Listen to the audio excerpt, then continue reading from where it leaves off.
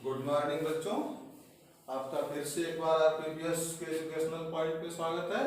अब हम दूसरे कक्षा 12 सामान्य हिंदी दूसरे अध्याय से लेकर के आए हैं, जिस अध्याय का नाम है भाग्य और पुरुषार्थ।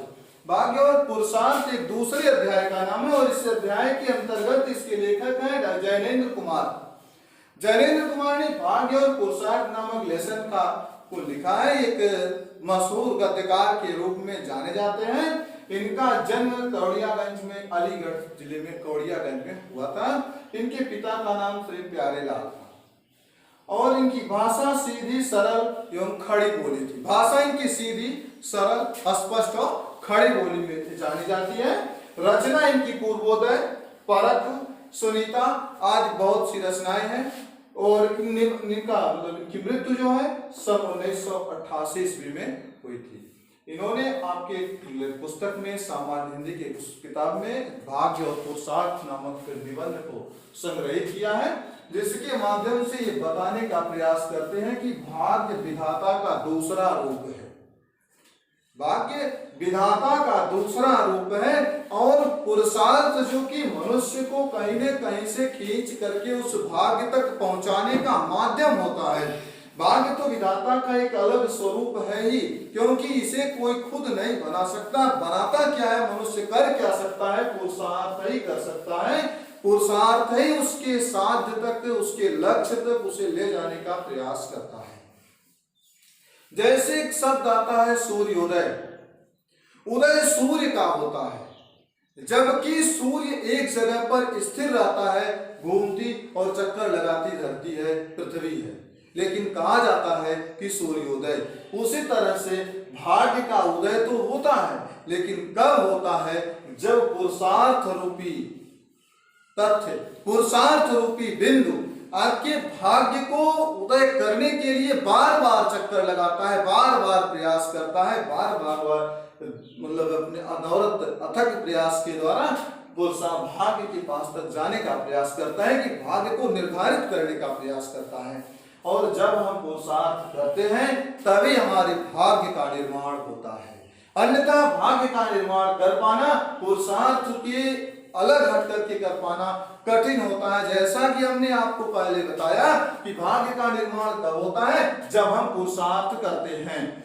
फिर कहते हैं कि भाग्य को इसी तरह से माना जाता है कि जैसे कि यह एक विधाता का दूसरा रूप है।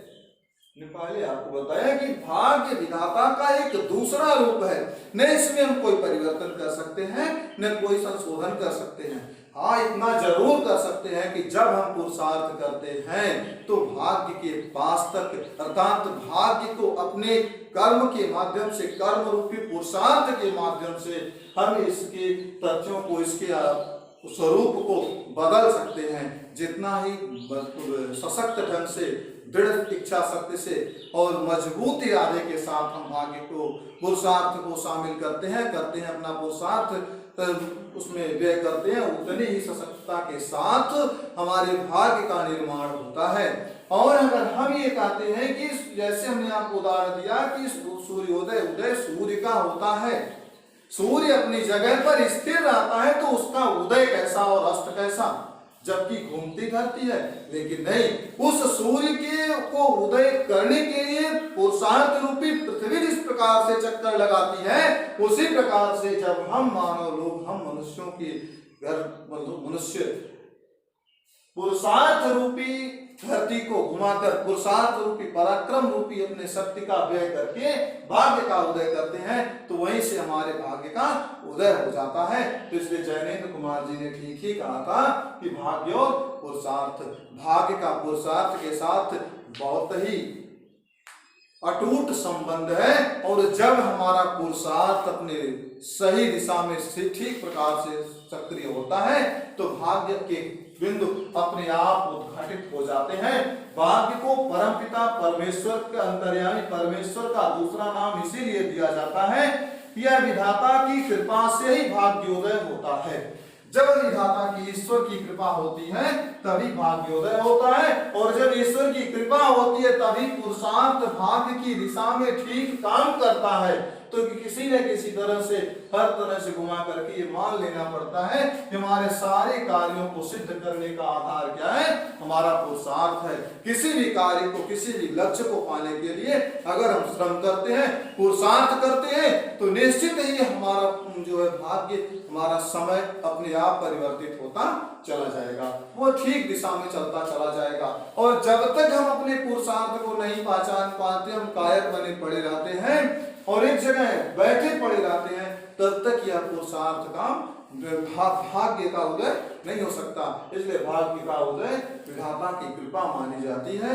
ऐसा कि कहा, आपसे बता दिया कि भाग्य विधाता का दूसरा रूप है और भाग्य का उदय तभी संभव है, भाग्य उदय तभी संभव है जब हम पुरुषार्थ रूपी श्रम को मजबूती के साथ, दृढ़ इच्छा शक्ति के साथ कायम कर ले जाते हैं, तब हमारे पुरुषार्थ का, भाग्य का उदय होता है।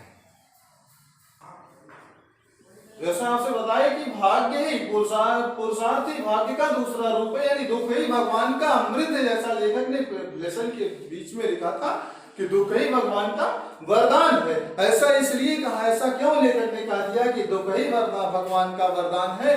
क्योंकि अहंकार, जिसे हम अहम कहते हैं, अहंकार दुनिया की किसी औषधि से समाप्त नहीं होता, किसी दवा की घूंट से समाप्त होने वाली वस्तु नहीं है। अहंकार को समाप्त अगर कोई करता है तो वो केवल ईश्वर की कृपा समाप्त करती है, दुख ही समाप्त करता है।